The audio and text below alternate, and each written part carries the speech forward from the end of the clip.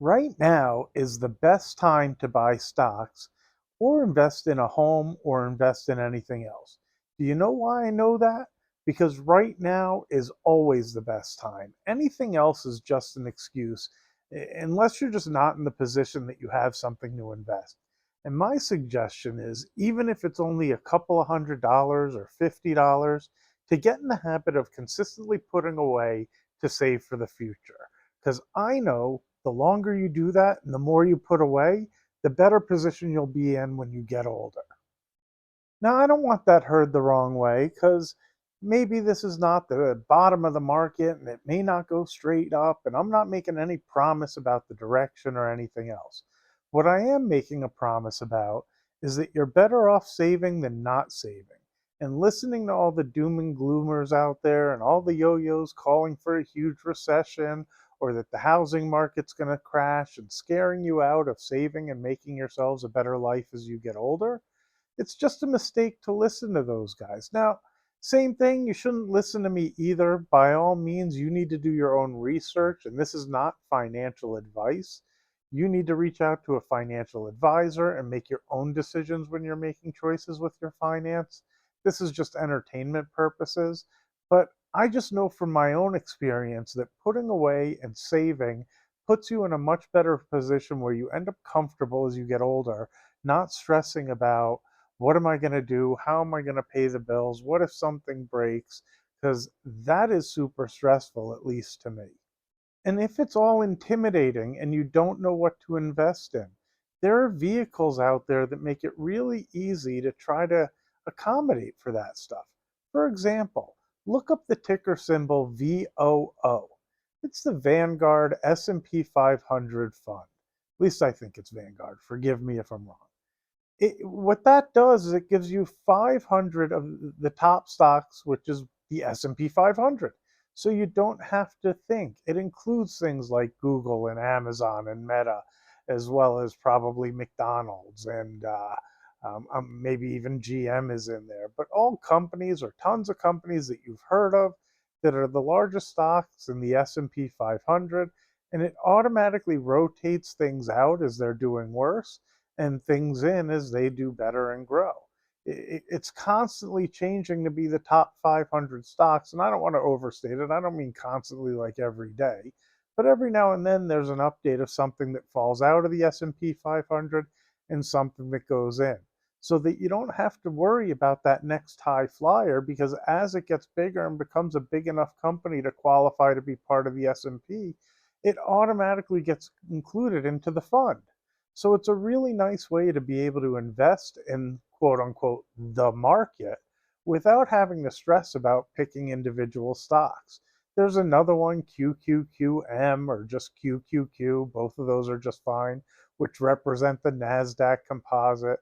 But quite honestly, if you just stuck with the S&P 500, that's a great mixture to be long the stock market without having to study or learn too much.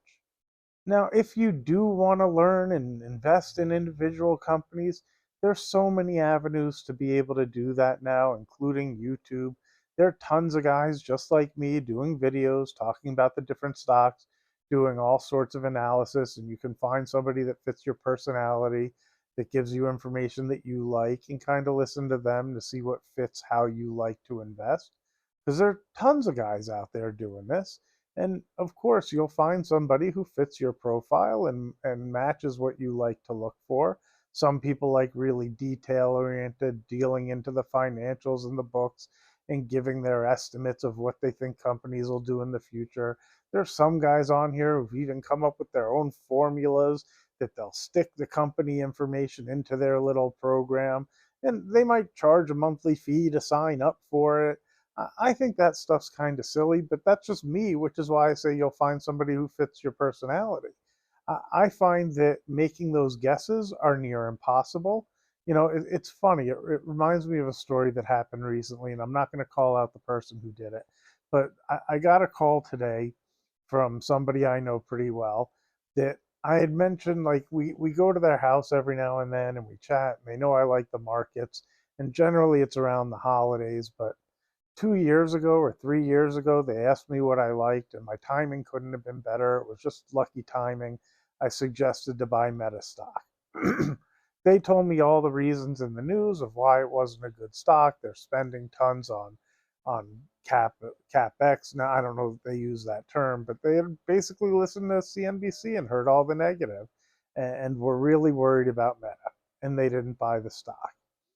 A year or two later, they kind of said, that was a good pick you had with Meta. What are you thinking this year? Now, this was recently, this holiday. And I had suggested Boeing, which a lot of you guys know that I was sitting there banging on the table because they were having bad news, and I felt like Boeing was undervalued. And I think it's also why they called today, because I think Boeing was probably around 150 when I recommended it, and it's up to, I think it was around 210 today. So they call up and they're like, could you maybe give another one? And I laughed and I'm like, well, what are you looking for the money to do? And they're like, well, something like those others that you suggested. And trying to get them to understand that that was pretty lucky. And if I knew which ones to pick like that, that would just go straight up, uh, I would do that. And not only would I do it, I would share it and let you know, because I'd be thrilled that I was that amazing to be able to do that. Nobody does that well, and stocks go in either direction. And then the funny part was they asked which one I liked and kind of pushed it. And I said, look, if I had to pick one, I kind of like United Healthcare right now, simply because they have some negative things going on. I feel like they've been a good company for a while and probably discounted. And they said, similar with Meta, oh, I don't think I like United Healthcare. They've got the things going on with the trial of the kid who shot the CEO, and then they were having problems with Medicare. I'm not sure that's a good pick. And all I thought was, you might be right, but you called asking the opinion, and you liked the ones I gave when they had negative news. And when I give the opinion, then you then shrug it off and think, oh, I don't like that one anyway. So why ask? Just funny. Just makes me think that. And not sarcastic. If there was a magic ball of knowing when to buy and when to sell and being able to say, yes, this is a guarantee, but you have to weigh the different things that you want when you make an investment. Because what I said to them is, are you looking for something that's like a gamble that you hope you can put a little in and get lucky and it turns into a lot? And they're like, no, no, I don't want to take that kind of risk. I want something really safe. I said, okay, well, if you want something really safe, there's all sorts of things available. But to be fair, the safer a company is, the less it's going to move, and it probably underperforms the market. And that's when they followed up and were like, no, no, no, I want things that do like what the ones you told me. And I'm like, well, there is no perfect thing that just goes straight up that I can just tell you. And it doesn't really work like that. And the great thing, what I love about the markets, is it really can match you and what you need the money to do. What the most important thing to figure out, now I don't mean just make more money. Of course, everybody wants to make more money. But what is your need and desire of what the goal is with the money you're investing? Same questions I had for this person. Are you taking a shot like going to Vegas? And I think the odds are better than if you just roll your money on craps or blackjack or something like that. If you find a high flyer that is in the news that may turn into something and has a good story, there are options for that stuff where you take big risk and maybe the company does really poorly, but maybe it does really well. And you have to recognize that you're risking that investment. And then there are things in the middle, like things like Amazon and Google that seem to be still growing, and hopefully they outperform the market, but they're big enough companies that they're not some high flyer that's just going to double or triple in 6 months or a year, unless you just get exceptionally lucky. And then there's big old and boring things like Altria that pays a really nice dividend, or things like Coca-Cola or Pepsi that also have dividends. But to be fair, unless you time it extremely well, odds are you're not going to outperform the market. You'll probably underperform it, but you'll have the security of these companies that are, depending on what you pick, pretty well diversified, have consistent income, have ability to continue to just chug along. And if there's a big downturn, maybe you don't have such a big downturn because you have big, boring stocks in your portfolio. McDonald's probably fits that category. Costco's a really interesting one because it seems to do well no matter whether the economy does good or bad. When the economy is doing bad, they seem to get more members because people are trying to save money. So they join Costco and they buy in bulk and they spend overall less, but maybe on each trip more. And then the economy does well and they get new subscribers because people just join Costco. Really interesting. I just think Costco's overpriced. It's a company I really love, but disclosure, I don't own Costco stock. I wish I did because I think they're such a great company. It's just hard for me to buy it here where the valuation is. At the same time, to be fair, I think I do have one or two shares that I bought for my son's account because he's got such a long time horizon, and I try to be less price conscious because sometimes things stay expensive for a very long time when they're a really valued stock. Again, not financial advice, but I still think Target and Whirlpool and Nike are super undervalued. That doesn't mean I'm necessarily right and they'll go sky high, but I'm not, the only reason I'm not investing in them right now is because I've put on decent positions in all three and I'm not looking to add on. I have a good position at this point. What I did add on to recently was United Healthcare and ASML, but that's just for me to share that that's the stuff I've been adding on to. But I don't know that this is the perfect time. What I do know it's the perfect time for is because now is always the perfect time. Putting things off until I get in the right position, until I understand it better, until I finish doing the house remodel, until whatever it is that's the excuse to push off saving, just pushes it off to a later date instead of getting things done now and trying to save now and giving it a longer time to grow. There's an old saying that I know a lot of you are familiar with, which is time in the market is more valuable than trying to time the market, which is so true. I mean, even if you go research Warren Buffett and look at his performance, first of all, in the beginning, he struggled for a long time. Then, if you look at his outperformance, it's not like he crushes it and way outperforms the market. He outperforms by a little bit, and from what I can tell, that's primarily from an investment in Coca Cola that he stuck with for a very long time. It's being in the market for a really extended period, allowing the companies to grow and giving it the real time where something can move. Give me a second. There's a little spider going here that I just driving me nuts. Um, but the time in the market allows the company to grow and your money to compound. So as it goes from $100 to $200 and you allow it to stay in, and the next time it doubles, now it's going from 200 to 400, and you allow it to stay in, and the next time it doubles, it goes from 400 to 800. It grows precipitously, if that's the right word, simply because as you allow it to grow and it moves up by the same percentage that it did previously, it started with a bigger number the further along you go. I don't know if that made sense. That made sense in my head. But you're compounding and you're allowing the money to stay in the market, giving it that time horizon is so much more important than trying to time the market because it's just so hard. So what I would do is I would just invest. And it goes the same with the house. And maybe the timing is terrible. Maybe the doom and gloomers are right. And now is the top, and interest rates are too high, and prices are too high. But you know what?